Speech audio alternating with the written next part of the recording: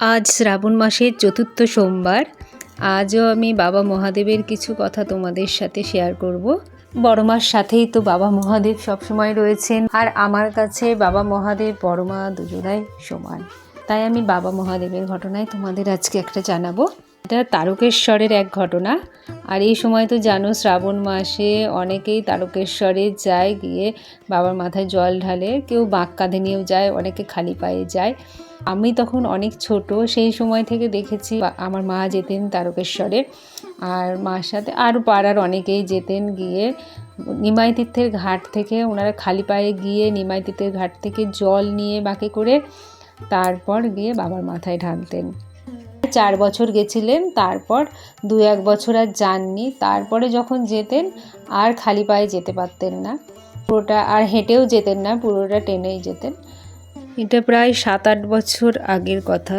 তখন যাবেন ঠিক করলেন, পাড়ার সব মহিলারা, আমার দিদি, কাকিমা আরও অনেকে আছেন, তারা সবাই মিলে যাবেন। এবার তখন টোটো এসে গেছে বলে তাড়াহুড়ো করে চলে গেছে।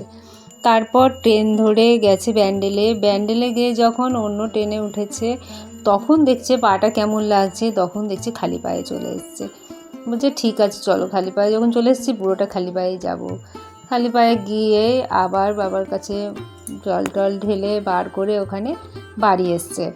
বাড়ি আসার পর মা যখন রাতে আমাকে ফোন করে জানায়, আমি তখন মাকে বললাম হয়তো কোনো সময় তোমার মানত ছিল যে আবার যখন আমি পারবো একবার হলেও এসে খালি পায়ে তোমার কাছে পুজো দিয়ে যাব, তোমার দর্শন করে যাব।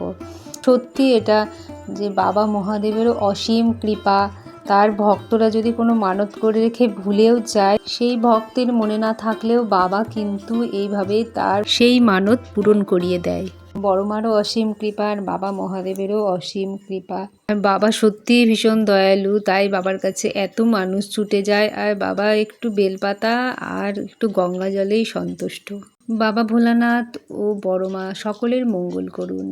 জয় বাবা তারকনাথ, জয় বড় মা, জয়।